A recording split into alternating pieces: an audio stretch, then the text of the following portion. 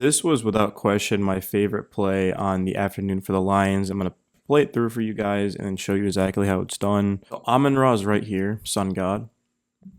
Isaac Tesla is to the outside. David Montgomery's in the backfield. Jared Goff's under center. You also got Jamison Williams lined up on the outside over here, is JMO. But then they're going to motion Tesla in, which confuses the defense because they have to make an adjustment. And then once Tesla motions in, so motion in. So to this point, the ball snapped. But Tesla's going to run a screen. He's going to blow up this defender.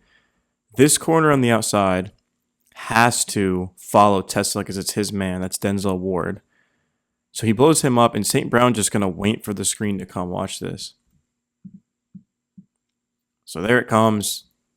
And now, boom, blow him up. He's going to follow him. So now there's a mismatch. St. Brown's wide open.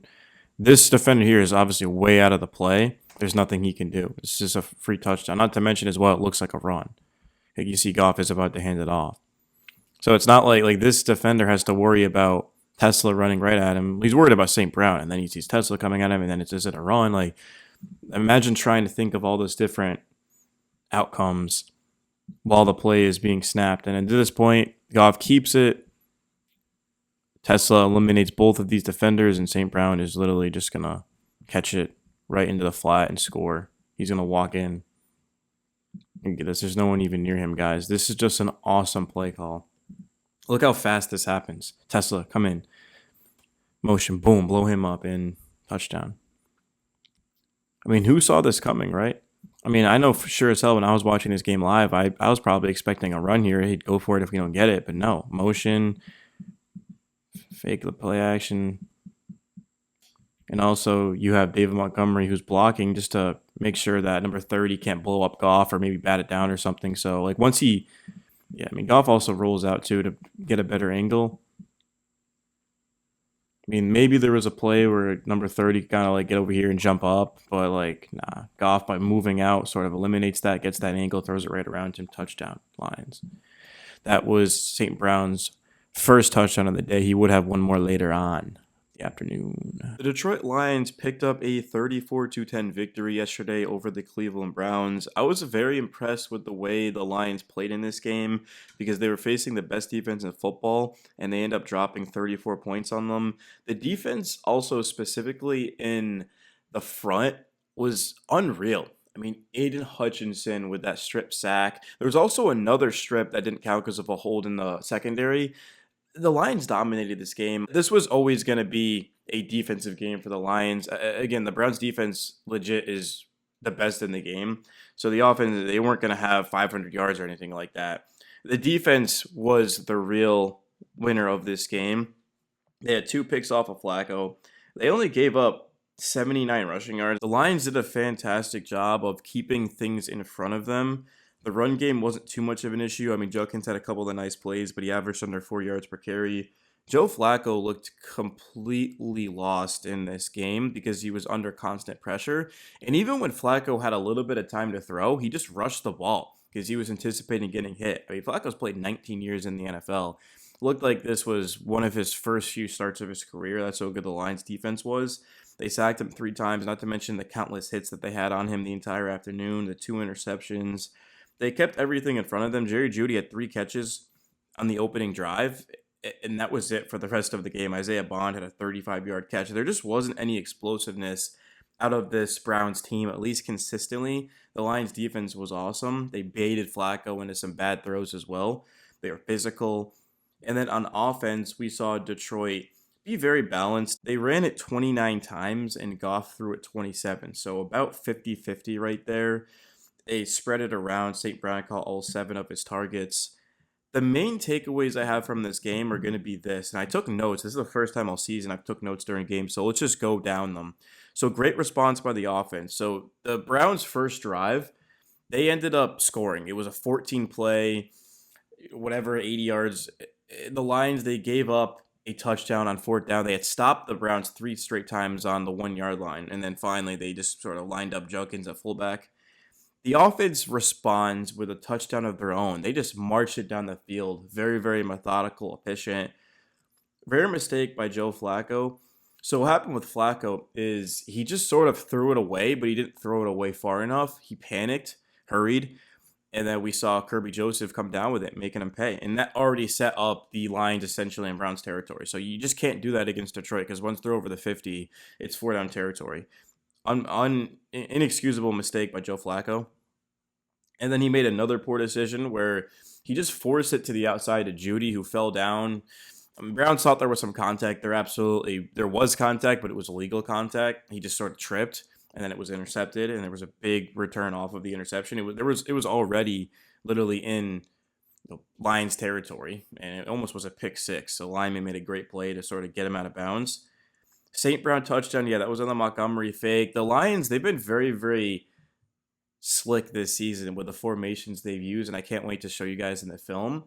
They just make it impossible to tell if it's a pass or a run, and they'll line up different players at spots, and it's just confusing. It just disorients the defense. There was a 58-yard field goal before the half. It probably would have been good from well over 60 plus. I mean, Bates has an absolute leg on him because we saw the Browns, they missed a 56-yarder, which was costly for them. They were right in the game. They were pushing to try to, it was 20 to 13, I want to say, or 20 to 10 when they missed that kick. So it was a close game for a while. So it's 20 to 7, of course, going into half. Goff then throws that interception. You're not going to see that often from Goff. He just got confused. He thought he had J-Mo wide open, but Ward was able to just drop back like a center fielder almost. That was the analogy they used during the broadcast. I wrote down that the Lions' defensive front was awesome. I mean, I couldn't believe how much they dominated on that side of the ball. They were just pushing the Browns back into Flacco, making it tough. And I believe the Browns were without two starting tackles, so I'm sure that has a lot to do with it. But the Lions' front has just been very, very good this entire season, and now that it's healthy, we're starting to see it wreak havoc. Flacco was rushing, panicking. Yeah, I kind of touched upon that. Browns played well. I know the Cleveland Browns, obviously, they lose this game by 24 points, but I wrote on my notes for a reason that they played well. Obviously, they were never beating the Lions. I mean, these are two completely different teams, even though they beat the Packers. The Lions are not the Packers. Like, the Packers gave up 40 points yesterday in overtime to the Dallas Cowboys. Cleveland, they competed in this game. They truly did.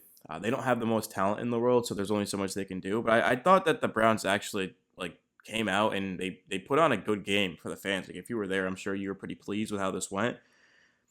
The Lions did go for it on 4th and 2. That was right after the 56-yard field goal from the Browns. That was no good. I wrote in my notes just take the points ? The Lions, that's not what they do. The reason why they've been so successful the past couple of seasons, they're still trying to get a Super Bowl, is because of these types of decisions. It's not going to change. So I wrote, just take the points. But, 4th and 2 with this offense, you really should be going for that. You should get 2 yards. They didn't. But it's the Browns' defense is awesome. Most defenses don't have the Browns. They don't have the type of personnel and talent and things like that on that side of the ball. It didn't work out. It's okay. The Lions were trying to just put away the game. And 3 points, 3 points is cool. Sometimes you do need to take the points. But if you're the Lions, you want to run this up. You want to get as many points as you can. And I don't really hate the call. It's easy to say just, take the 3 points if it doesn't work. But if it does work, well, now you're getting 7 points. And there's a big difference between 3 points and 7 points in the NFL.